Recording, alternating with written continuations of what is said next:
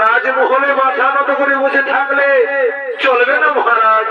আমি যে তোমার কাছে একটি অনুরোধ জারি করতে এসেছি মহারাজ, আমি যে তোমার কাছে একটি অনুরোধ জারি করতে এসেছি।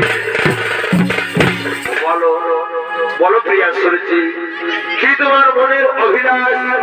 আমি তোমার মনের আশা নিশ্চয় করিব পুরো, আমি তোমার মনের আশা নিশ্চয় করিব পুরো। শোনো মহারাজ, তার আগে তুমি আমার কাছে কর্তৃ সত্য অঙ্গীকার। আমি যাহা বলিব তুমি তাহাই পালন করিবে মহারাজ, তুমি তাহাই পালন করিবে।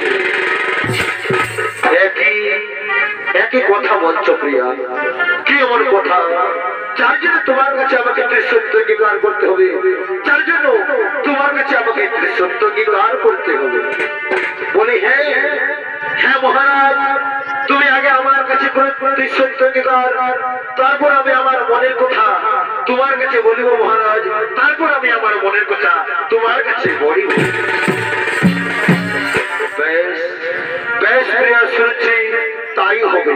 ওগো প্রিয়া, আজ আমি তোমার কাছে করেছি সত্য অঙ্গীকার, সাক্ষী নবচন্দ্র সূর্য, সাক্ষী নব আকাশ পাতাল, আজ আমি মহারাজের কাছে করেছি সত্য অঙ্গীকার, আজ আমি আমার কাছে যা চাইল আমি তাকে তাই দেব।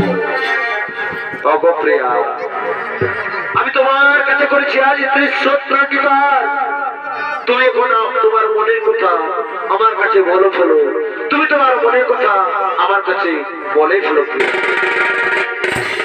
বলে শোনো শোনো মহারাজ, তুমি যখন আমার কাছে করেছো সত্য অঙ্গীকার, তখন আমি আমার মনের কথা বলে ফেলি মহারাজ, তখন আমি আমার মনের কথা তোমার নিকটে বলেই ফেলি মহারাজ। আর বিলম্ব করো না, আমার মনকে আর ধৈর্য ধরে না প্রিয়া, তুমি তোমার মনের কথা আমার নিকটে বলে ফেলো, আমার নিকটে বলে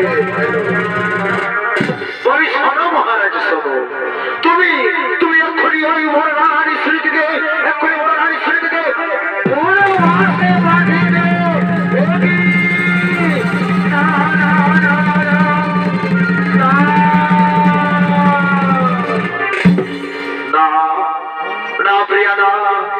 কখনো হতে পারে না।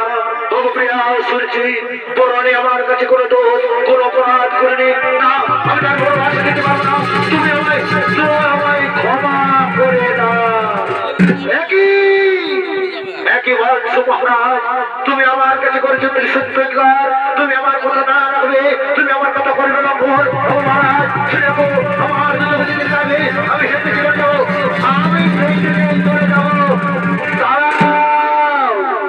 দাঁড়াও প্রিয়া, তুমি আমার অন্তরতম, তুমি আমার হৃদয় ধরা দো, তোমাকে ছাড়া আমি বাঁচতে পারবো না প্রিয়া, তোমাকে ছাড়া আমি বাঁচতে পারবো না।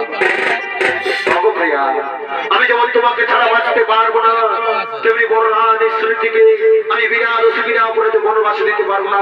তুমি আমায় বলে দাও আমি এখন কি করবো, তুমি আমায় বলে দাও প্রিয়া। বলি শোনো মহারাজ, এক আকাশে যেমন দুটি চাঁদ থাকে না, তেমনি এক রাজার গৃহে দুটি রানীও থাকতে পারে। তুমি যদি আমার কথা না শুনবে মহারাজ, তার আমি তোমাকে পূর্বেই বলেছি মহারাজ, আমার যদি যেতে চাইলে আমি সেই দিকে চলে যাবো, আমি সেই দিকে চলে যাবো। দাঁড়াও প্রিয়া শ্রুতি, আমি তোমার কথা যোগ করে করে করিব মারণ, আমি তোমার কথা না করিব লম্বন। ওই আমার মন্ত্রী সেনাপতি সত্যবন, তোমরা কে কোথায় আছো? তোমরা সব করে কান খুলে শুনে রাখো আমার আদেশ, তোমরা এক করে বড়রান শ্রীদিকে বনবাসে পাঠিয়ে দিবে, এক করে বড়রান শ্রীদিকে বনবাসে পাঠিয়ে দেবে। প্রিয়া শ্রুতি, আমি তোমার কথা যোগ করে করে করেছি মারণ, তোমার কথা না করেছি লম্বন। তুমি এখন খুশি হয়েছিল প্রিয়া, তুমি এখন খুশি হয়েছ তো প্রিয়া? হ্যাঁ মহারাজ, আজ আমি বেজাই খুশি মহারাজ, বড়রানী শুনে কিন্তু দিয়েছে আমি বনবাস, তাই তো এই সভা বাজারে আজ আমি তোমাকে একান্ত আপন করে পেয়েছি মহারাজ, তাই তো আজ আমি বড় আনন্দিত মহারাজ, তাই তো এই রাজমহলে আজ আমার নাচতে গাইতে মন চাইছে মহারাজ, নাচতে গাইতে মন